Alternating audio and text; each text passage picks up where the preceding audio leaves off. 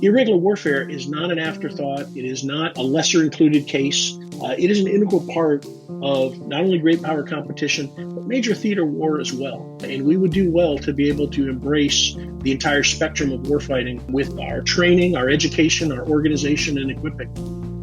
For those sitting in J5s, J3s, and talks who are actually charged with going out and figuring out how to operate in this ambiguous, very fluid environment that is today's security environment, this is written for them. Welcome to episode 16 of the Irregular Warfare Podcast. I am Shauna Sinnott, and I will be your host today, along with our new teammate, Andy Milburn. Today's episode examines the recently released Irregular Warfare Annex to the National Defense Strategy and includes substantive insight from the Department of Defense office responsible for writing the annex. We start today's episode with an introduction to the Irregular Warfare Annex and its role in relation to the National Defense Strategy of 2018. Our guests discuss why the Annex is so important, even now, or perhaps especially now, in this era of great power competition.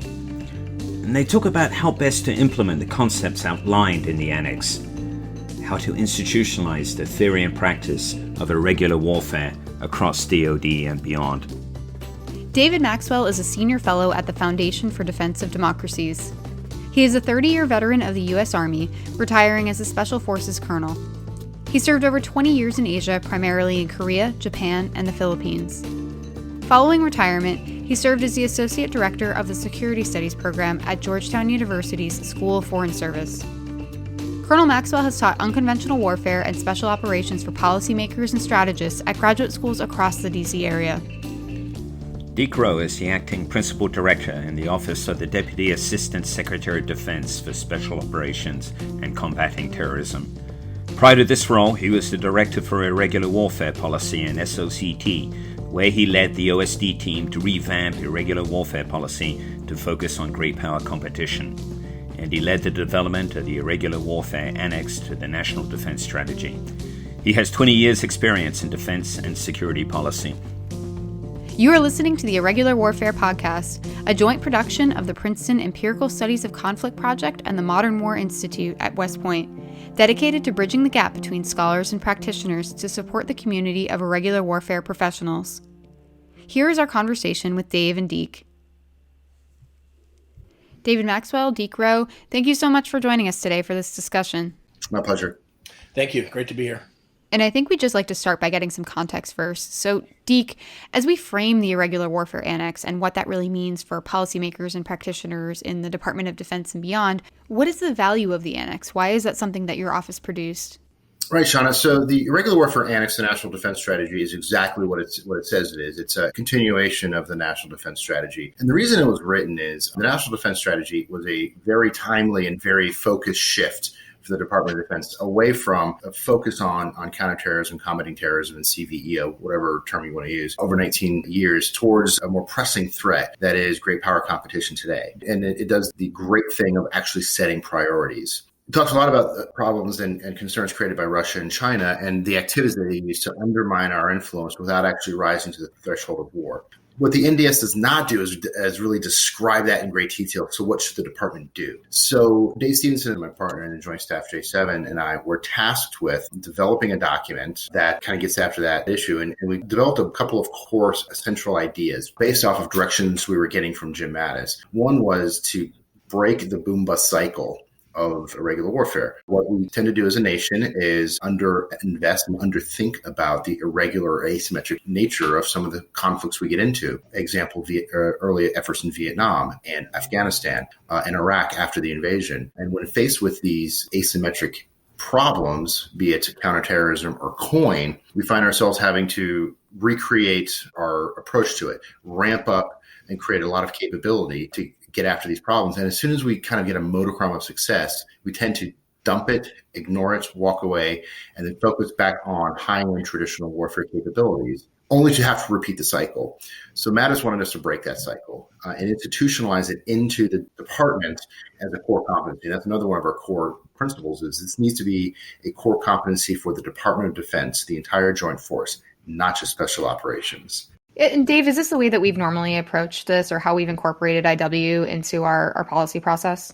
No, I don't think so. I don't think we've done a good job of it. I think Deak is exactly right. The boom and bust cycle, I think, is a good way to describe that. To follow on what Deak was saying, in 1975, most of the Army schools purged everything to do with counterinsurgency because we're never going to fight another counterinsurgency, after Vietnam. And one of my mentors, Colonel Bob Light, we commanded the same battalion in Okinawa, and he's a former commander of the Special Operations Command in Korea. He was at Leavenworth an instructor in the 1980s, and as a Special Forces officer, and was tasked to teach about COIN and irregular warfare. And so he started developing the curriculum, and there was nothing. There was nothing at Fort Leavenworth. He went to all the schools, the intelligence school at Fort Huachuca, Fort Benning, the infantry school, and the only place that he found any information on counterinsurgency was the John F. Kennedy Special Warfare Center and School at Fort Bragg. And in fact, he tells a story of talking to, the proverbial Doctrine person who'd been there for decades, who said, in 1975, we were told by the Army to purge everything to deal with counterinsurgency. And so he had to recreate the curriculum at Fort Leavenworth just to have a short block of instruction of counterinsurgency as an addendum to operational art and the core curriculum there. So, what Deak describes has been that way for a long time. Now, what I think is interesting about the IW Annex and the National Defense Strategy is, as I understand it, the IW Annex is the only annex to the National Defense Strategy. And as David Bucco wrote on the Modern Warfare Institute page there, wrote an article criticizing the fact that it's an annex. I disagree with him. I think that actually an annex is very worthwhile and helpful because it focuses attention on it. My big concern is that both the concepts of the National Defense Strategy, as well as the National Security Strategy, and the IW Annex really transcends administrations, because the work that has been done is sound, it is important, and it really should carry forward because we really need continuity. So one quick anecdote talking about why we did the annex, and Dave mentioned that it's the only annex to the National Defense Strategy, and that's true. I think part of the reason that we were tasked to go out and write this document is when the NDS came out, most of the Department of Defense that comes from a fairly conventional educational background in terms of military doctrine and education looked at it. I mean, the NDS talked about lethality, readiness, partners, and allies. Most people stopped at lethality, right? And I understand that. I was trained to that standard, and so we're gonna focus on that. And that was not the intent. Certainly not the sole intent of the document. When you talk to Frank Hoffman about that, I think he comes away with a very different view of what was supposed to be understood. But the NDS does, to his credit, talk about a lot of these asymmetric issues that are challenging and are challenging us on a day-to-day basis, but maybe didn't draw a big highlighter around those issues. So a lot of what we did in the IW Annex was really highlight why those things are a challenge and what we need to do about it. And since we had the pen, we took a little liberty in actually getting into the details on structural changes in PME and creating exquisite understanding and how one does that, and getting into reiteration of partners and allies. Really hit home on the interagency piece, interagency integration, not just coordination. So we had to write this document to really highlight this and beat people over the heads with it. And when you look at how we're institutionalizing and implementing across the department, people must think I'm like a crazy bureaucrat for how much detail we're putting into it. But it is necessary, because if you don't bird dog this, it will become, like IW has been immemorial, pushed to the side in favor of focusing on high-end weapon systems and high-end warfare. We have to do both. We have to integrate both. Dave, I know you were quite excited when the annex came out. Can you explain why that is? So irregular warfare, I look in the context of the National Defense Strategy as about great power competition. That's really what we're talking about. The 4+1, the two revisionist powers, China and Russia, the two rogue powers, I like to say rogue and revolutionary powers of Iran and North Korea, and then, of course, the fifth violent extremist organizations. But too often we think about great power competition as major state warfare. And we are really focused on fighting the big wars, in which that's the most dangerous threat, the most dangerous course of action. And we have to build a military to defend, to deter war and be able to fight and win those wars. So we've got to focus on that, and that's the most dangerous course of action. But the most likely course of action in great power competition, enemy course of action, is that competition. And it's really what I would call political warfare in that space. From a national level, interagency, It's political warfare. George Kennan defined it in 1948. It served us well through the Cold War. But the military contribution to political warfare is really irregular warfare. So the national defense strategy really gives us what we should be focusing on, irregular warfare. But I would argue, perhaps, and I'd just like to hear your comment to this, this is not so much about institutionalizing things that we have done in current doctrine, even in soft doctrine. The things that Dave has just talked about is revolutionary. I mean, we're talking about a giant leap in doctrine to political warfare. That is quite different than COIN, obviously, and CT, stability type operations that are mentioned in the Annex and that we have become used to in these cycles. You're absolutely correct. And we're certainly not going to conduct counterterrorism against the problems posed by Russia and China. But what is the tool set that we want to transfer over is, one, is the understanding of networks, especially the understanding of threat networks. Two, it really is about not the tools and the capabilities, it's the cognitive understanding of working in complex environments against an asymmetric threat that is not what we train an infantryman and an armor officer to go after. It is that ability to be flexible and adaptable in a wide variety of scenarios against a wide variety of threats that often don't even present themselves as military threats, but have at their end state the ability to create military effects or undermine our ability to secure the nation effectively. So stabilization may not, it actually probably will not be the thing we're going to be focusing on. You mentioned why the Annex is important in preventing the cycle of boom and bust for sustaining a competence in irregular warfare across DoD. But in order to institutionalize the concepts you're talking about, that's going to take a shift in mindset, a cultural shift, isn't it? Culture is a great way of explaining it because military culture, U.S. military culture, is very important. And we're certainly not advocating that we break away from that which has made the military successful. What we are advocating for is a requirement to understand the complexity of today's security environment and the need to be adaptable and flexible for the challenges that are presented.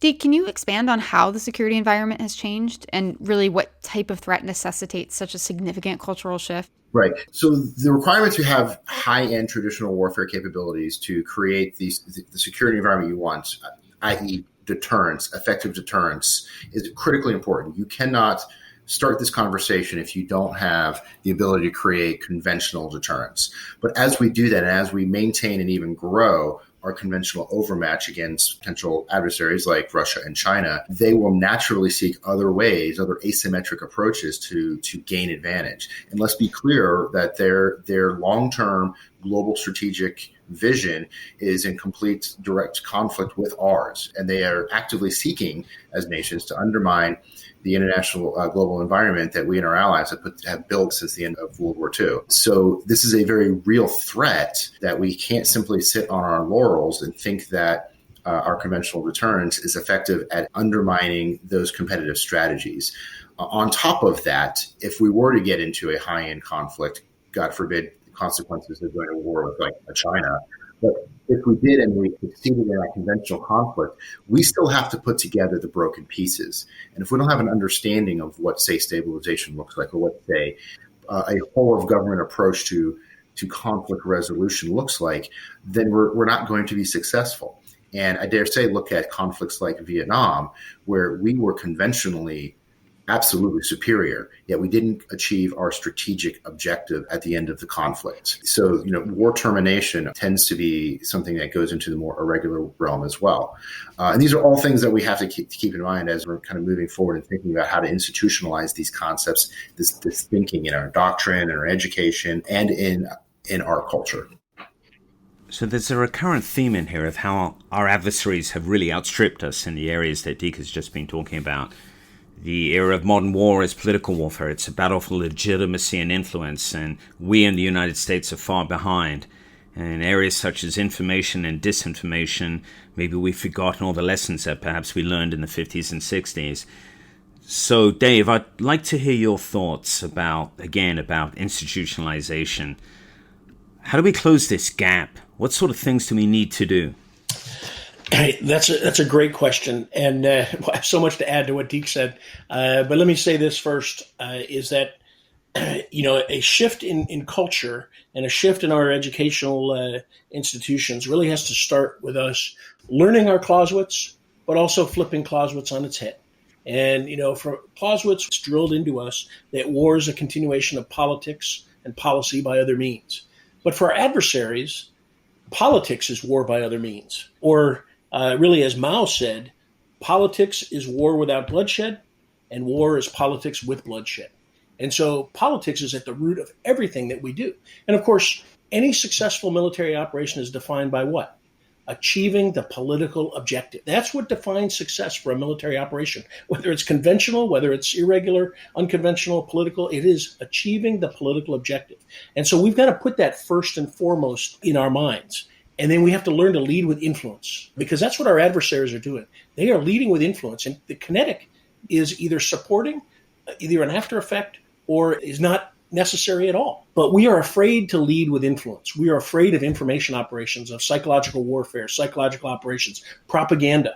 We are Dave, so afraid. If I could interject for a moment briefly, is that something that we've traditionally associated with irregular warfare, though? I mean, are we expanding the scope of what IW is by understanding influence is such a heavy component of that? Not at all. In fact, influence is the currency of irregular warfare. Exactly. In the definition is a fight for relevance and influence and legitimacy. Legitimacy is the foundation. But let me just give you a quick vignette. I was out at Fort Leavenworth and at the Soft Campaign Artistry program giving a lecture on unconventional warfare, and there were 5 psychological operations officers. And we got together for a beer after, and they lamented to me the fact that it is easier to get permission to put a Hellfire missile on the forehead of a terrorist than it is to get permission to put an idea between his ears. And information and influence activities are not just about leaflets or loudspeakers or even cyber social media. It is all-encompassing.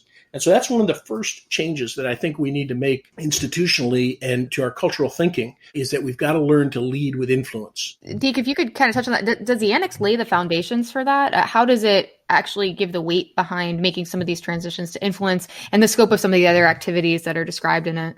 It does. In fact, we have a draft definition, new definition for irregular warfare that's currently awaiting approval in JP1 Volume 1. And Dave, if you've ever been involved in the Pentagon debate over definitions, they're ugly affairs. I did. I was on the working group that redefined unconventional warfare in 2009. So I was very painfully involved in that. I'm hoping that we will see a new definition, and I would turn to Congress in the 2017 National Defense Authorization Act. That is a pretty comprehensive definition. Yeah, the 2017 NDAA Section 1202 definition, which we like, I agree, is very expansive and very useful for what we're doing in that section of law, but it would never get through the DoD process because it's so comprehensive. So the draft definition which we are actively using is actually a simplified version of the last definition, which we found to be constricting. So the new definition that we're hoping gets approved quite quickly here is irregular warfare is a struggle among state and non-state actors to influence populations and affect legitimacy, period. Boom. What that does is it expands the remit of what irregular warfare is outside of the violent sphere, of which a lot of things we're talking about don't necessarily include violence. It could include violence. We are not obviating the need for violence in certain aspects of how we conduct irregular warfare, but it doesn't require it. And I think when you get into information operations and the focus of legitimacy, you get into a realm where you need to have military activities that don't necessarily create violent effects. Cyber is another example, a very useful tool that the Department of Defense uses, but it doesn't necessarily result in bloodshed. And that's important to understand the balance of the two and the breadth of what we're trying to get after.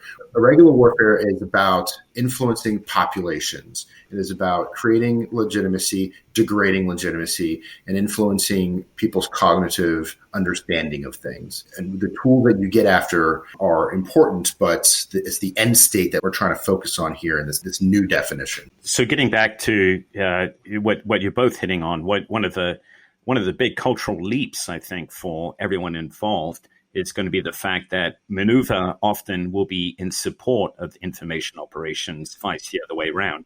Everything will be in support of information, which in turn support of legitimacy. Yes, in some circumstances, absolutely. Information might be the main vector of whatever you're trying to accomplish tactically to create those effects, but not always. Information as a joint function is still incredibly important across the entire spectrum of conflict. But let me give an example of where information maybe we are underutilizing or underthinking its value. So let's say we send a striker brigade out to train with Poland out in the countryside. That is an inherently conventional activity, but it creates an information bubble just by the fact that it's there. And that information bubble and the activities we do with that conventional force as we're training can be used to create perceptions in Poland or on the other side of the border, show our allies our resolve to support them and work with them and train with them, just show our capabilities. And this is where the role of public affairs officers come in often. And some of our exquisite psychological operations capabilities. If we're going to create an effect, we need to understand how to take advantage of the information bubble that will be affected around it as well. So that's an example of the sort of the role of information operations across the spectrum. So in the totality of what you're describing, that's a lot of complexity. Given that, are there specific roles for different elements in the DoD for this? And when we specifically look at special operations forces, do we see their role evolving as a result of what the Annex describes? Does it change any of their core competencies? Yeah, let me take a stab at that. I think that the IW Annex does an excellent job of saying that irregular warfare is not SOF exclusive. And I think that's important because everybody has a role in irregular warfare. It's whole of government, whole of society, and certainly joint military as well. But from a SOF perspective, the way I interpret irregular warfare from the Annex and more broadly, I like to think of special operations in terms of two trinities. The first one is simply irregular warfare, unconventional warfare, and support to political warfare. That's what really the foundation of special operations, where we have forces that are organized, trained, equipped, educated, and optimized to operate in this environment, in the irregular warfare environment, conducting unconventional warfare, which is a foundational capability for a big part of special operations, and support to political warfare. Again, a national level, whole of government effort, really called statecraft in that competition, in great power competition. The second trinity, though, is the comparative advantage of SOF. Again, forces that we have organized, trained, equipped, optimized, and educated for, which is three things: governance, influence, and support to indigenous forces and populations. Now, that to me is those two trinities are really the essence of SOF, combined with a last one, which is, of course, the exquisite capabilities that we have for the no-fail mission of counterterrorism and counterproliferation. To me, that is the all-encompassing description of special operations forces that we have today. What about the role of conventional forces in this? Now, conventional forces play a huge role in irregular warfare because they are engaged. They are engaged with friends, partners, and allies. We have capabilities. And again, the Irregular Warfare Annex, I think, really highlights this. So many of our conventional capabilities have direct application in an irregular warfare environment. And this goes back to our culture and our thinking and our education, is we just have to learn how to adapt those capabilities and apply them in the context of what? Campaign planning. And this is really the essence of what we really need to be able to do. We need to be able to campaign in the irregular warfare environment, in that space between peace and war, in the context of great power competition. We've got to be able to translate the strategic objectives of our national security, national defense strategy into actions and activities, operations that achieve those objectives. And that's why campaigning is so important. And that's got to be done at every level, and regardless of whether you're a special operations force or a conventional force, or ideally a task force, a joint task force that combines the two. And that's how I think we'll be going forward, operating as a joint force that includes the right capabilities to conduct the right missions. Yeah, Deak, how did your team envision that as you were constructing the Annex? Right. So we definitely have from day one fought this belief that IW equals CT, CT equals SOF, because it's not. And I think that the biggest challenge we had, especially working with the services who were a big part of the development of this document, was breaking the understanding, or breaking the belief that all we do is prepare for high-end conventional warfare. We've conducted high-end conventional warfare over the past 20 years, one time for a brief 3 weeks in March of 2003. The rest of that time, we have been engaged decisively in a very asymmetric war against non-state actors and have evolved into this new environment where state actors are challenging us conventionally, but making great gains asymmetrically. So getting that understanding out there is really the most important thing. And then you can start getting after the role of who does what. The service's job is to be prepared to conduct and succeed in the missions that they're given. How they do that is up to them. But there must be an agreement that you have to have this common understanding of the objectives, that you have to understand the security environment that you're in. And often the objectives we're going after are simply not high-end conventional. Dave Stevenson, my partner in the Joint Staff, likes to use the term, likes to look at F-18s. Like the United States Navy does not employ an IW F-18, but it doesn't utilize the same platform in an IW context, be it recce, Overwatch, or actually delivering munitions against terrorist entities. How you use that platform against the mission that's been assigned is what's important. The TTPs that are unique for that mission. Again, it's all cognitive. The IW tool is not the platform. It's the gray matter between the pilot's ears. Is there a better way to differentiate then what assets and capabilities should be allocated towards different elements within the scope of IW?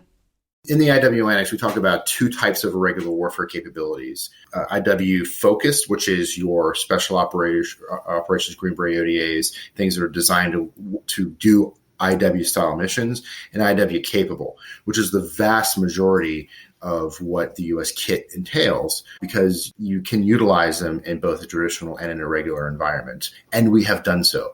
In fact, great argument. I mean, I think that the evidence bears it out that conventional forces have done the vast majority of the irregular warfare missions over the past 20 years. And even those specialized special operations are often or always enabled by the conventional force. There is a symbiotic relationship, and we have to understand the interrelated connectivity of these concepts in order to create that campaigning. Dave, I know that you're an optimist about the U.S. military's ability to adapt to irregular warfare. What are some of the best practices that you're already seeing that the rest of us can learn from collectively?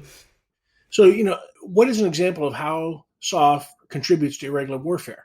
And I would say one of the concepts is through unconventional deterrence, which Bob Jones down at US SOCOM has really pioneered the concept. And you can read his paper on Small Wars Journal on unconventional deterrence.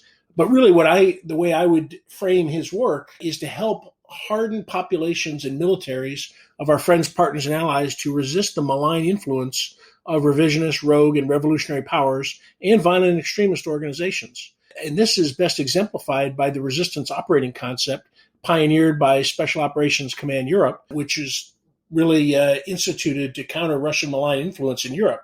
Now, this model has application around the world, especially if it's adapted for countries targeted by China's One Belt, One Road initiative, or in countries such as Taiwan.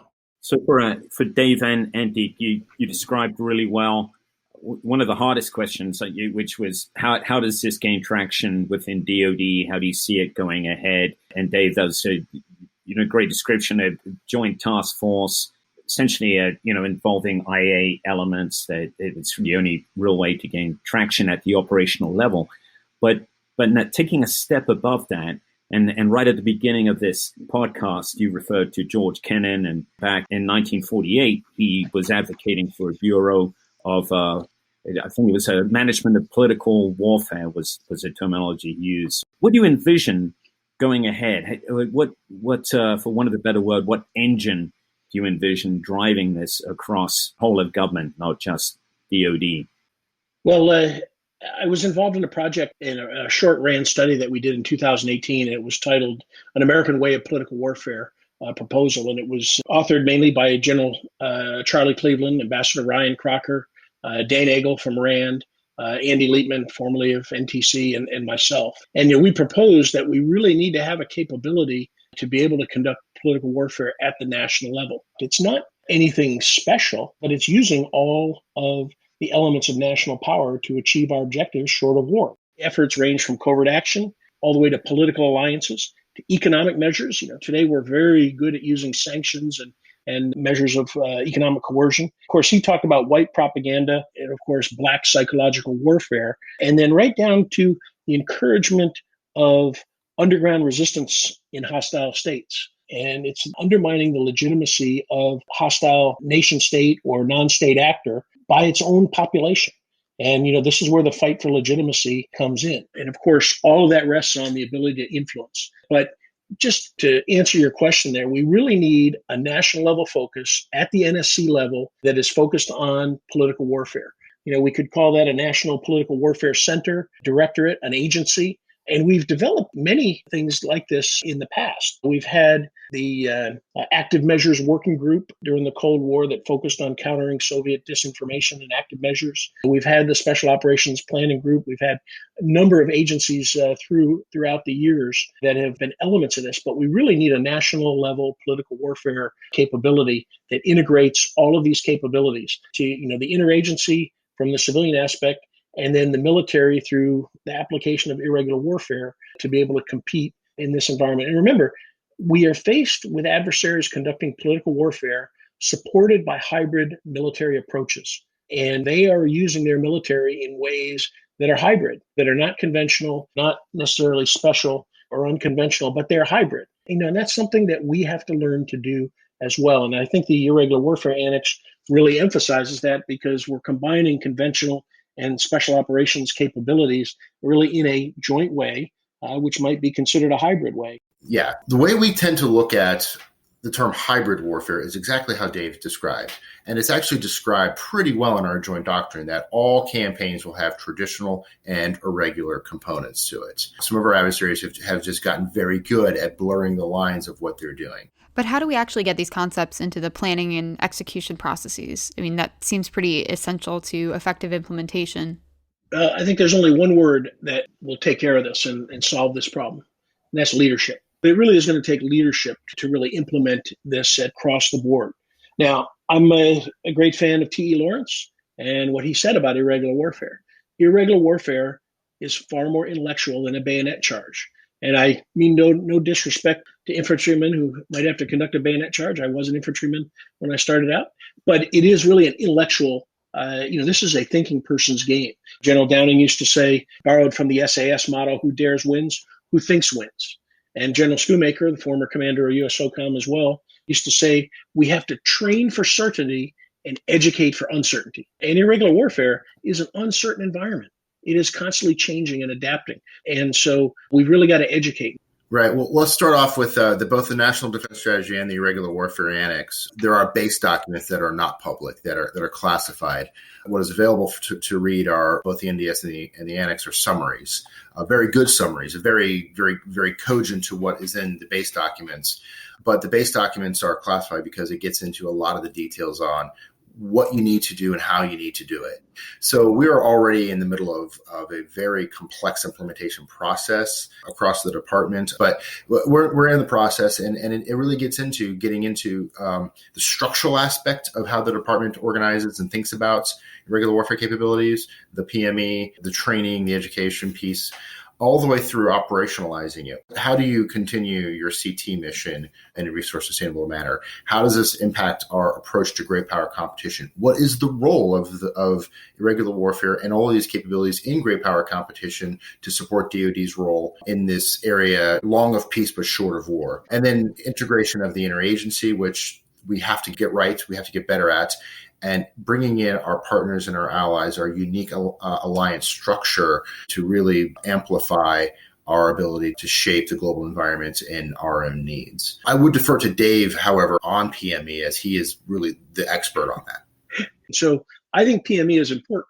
and I think it really must be emphasized. Now, that said, we don't need to throw the baby out with the bathwater. We've got great programs across all the services, but all of the leadership of those schools and those different directorates of the schools and curriculum developers have to incorporate irregular warfare thinking and a mindset into their curriculum. You take the School of Advanced Military Studies at Leavenworth, or the School of Advanced Warfighting at the Marine Corps, or the School of Advanced Air Power Studies at Maxwell Air Force Base, and the Naval War College. It doesn't have a special school, but they do a great job of educating thinkers as well.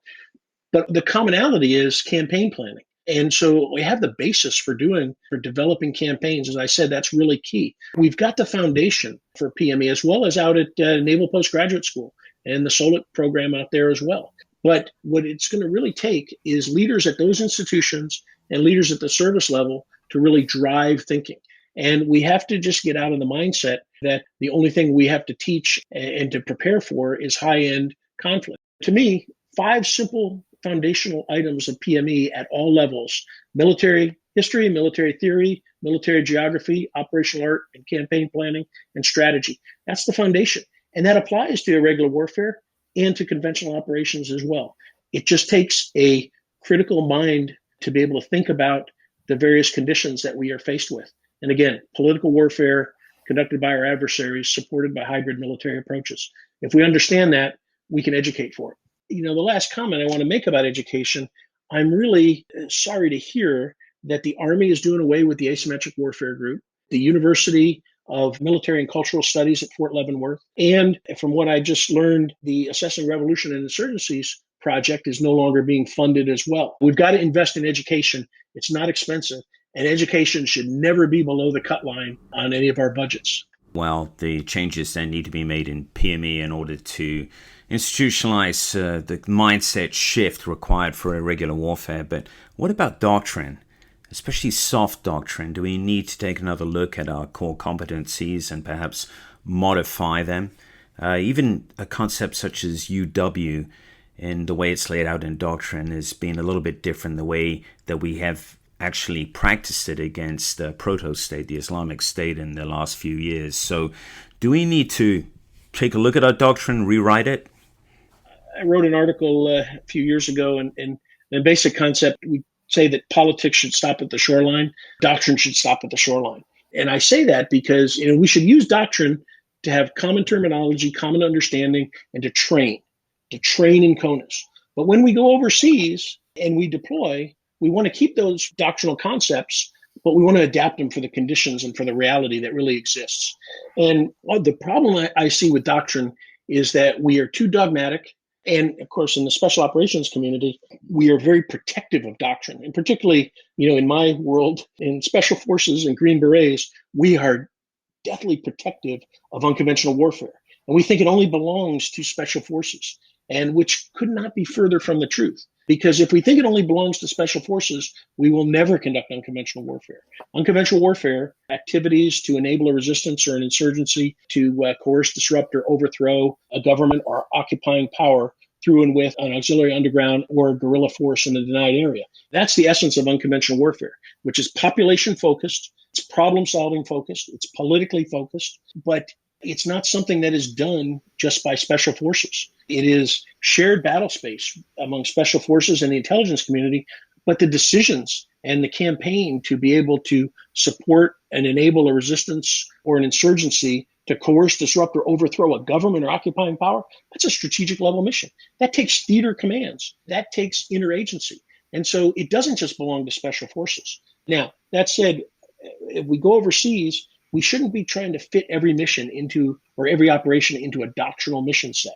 When I went to the Philippines, we were conducting foreign internal defense in support of counterterrorism and counterinsurgency. There's a lot in that, but it was a basically foreign internal defense mission. I argued, and we prepared for, being informed by unconventional warfare. We need to use our doctrine, but we don't need to be wedded to it in a dogmatic way and try to make every operation and mission fit into a stovepipe doctrinal category. Yeah, Deak, can you speak to that from your vantage point as well? Absolutely, and from OSD, as it would not be from the Secretary of Defense, it would not be our role to dictate what doctrine is on forces and on the services. Certainly wouldn't do that.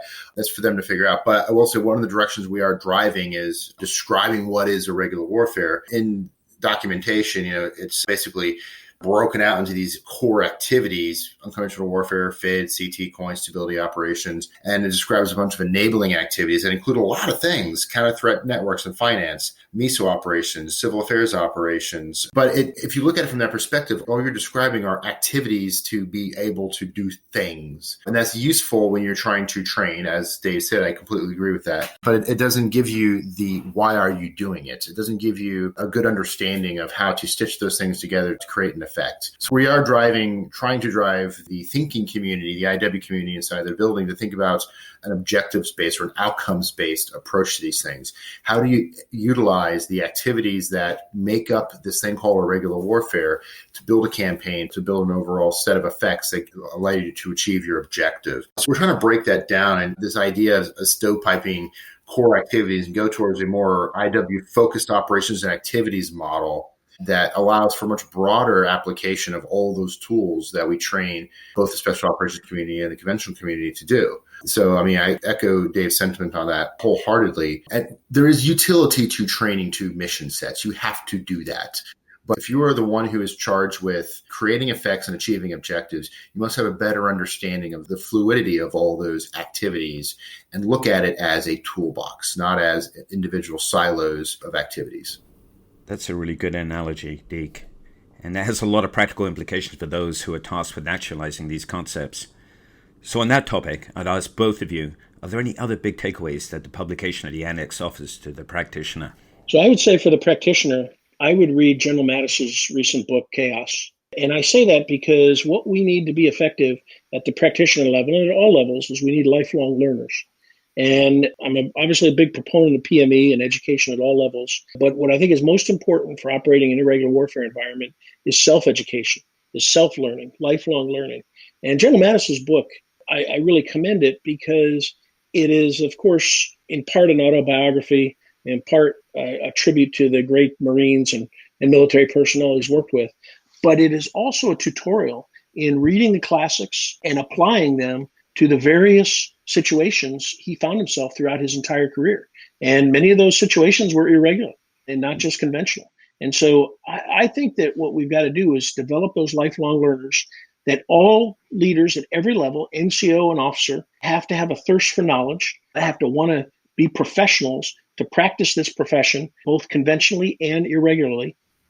I would say that for those sitting in J5s, J3s, and talks who are actually charged with going out and figuring out how to operate in this ambiguous, very fluid environment that is today's security environment, this is written for them. In fact, Dave and I had a mantra that when we were writing the document, we are not writing this for academics or senior leaders. We are writing this so that major sitting in a talk can understand what we're trying to say and how it applies to that individual, so that individual can do their job developing tactical activities to support an operational end state. So everything we're doing in the irregular warfare implementation process is about enabling on-the-ground activities. And as we begin to close out, I guess I'd just ask, what are the implications of not implementing or institutionalizing these core concepts in the Annex that we've been discussing? Yeah, let me just plant a couple seeds we didn't get to talk about. Competition with China is obviously the 600-pound gorilla. And one of the things that I've been thinking about and I try to emphasize is looking at how China's One Belt, One Road, or the Belt and Road Initiative, is being applied around the world. We don't need to compete directly with China, but where it is conducting its wolf diplomacy, its debt trap diplomacy, it is having an influence on populations. And we can compete in those areas, in Africa, throughout Asia, in Latin America. China is operating around the world. And when you look at what they're doing, we can compete for influence in those areas. And that's I think it falls into the political warfare and irregular warfare realm there. And so looking at their strategy, how do we mitigate their strategy? How do we counter it? And then, of course, most importantly, how do we seize the initiative to implement our strategies to be successful in competing with China? Lastly, I'd say that God forbid we have a war with any of the revisionist or rogue powers. Irregular warfare is going to be a major element of it. And I focus on North Korea. North Korea is going to be the biggest through, by, and with operation we've ever conducted, because we'll have to enable our South Korean allies to be successful, not only to defeat North Korea, but to unify it. But there is tremendous resistance potential inside North Korea, whether there is war or regime collapse. And the myriad problems that we're faced with, from weapons of mass destruction to resistance, are a huge irregular warfare problem for us, both before war, during war, and in post-conflict stability operations. So irregular warfare is not an afterthought. It is not a lesser included case. It is an integral part of not only great power competition, but major theater war as well. And we would do well to be able to embrace the entire spectrum of warfighting with our training, our education, our organization, and equipping. And then if we embrace irregular warfare, I think we are going to be a stronger military and a stronger nation because of it. I think that's a great place to stop the conversation. Deak, Dave, thank you so much for coming on today. This has been extremely informative, and we appreciate all of the insight. It was really my pleasure, Shauna. Thanks, Andrew, for hosting us. Thanks. Yes, thank you to Shauna and Andrew. This was a great discussion. I really enjoyed it, and hope we can do it again sometime. Absolutely. I'm up for that. Thanks again for listening to episode 16 of the Irregular Warfare Podcast. We release a new episode every 2 weeks. In our next episode, Nick and Kyle will discuss artificial intelligence in counterinsurgency and counterterrorism with retired General Stan McChrystal and Dr. Anshu Roy. Following this, Daphne and Nick will discuss stabilization assistance review and how civilians and the military coordinate to stabilize fragile states. Please be sure to subscribe to the Irregular Warfare Podcast so you don't miss an episode. You can also follow and engage with us on Twitter, Facebook, or LinkedIn. One last note. What you hear in this episode are the views and positions of the participants and don't represent those of West Point. Thanks again, and we will see you next time.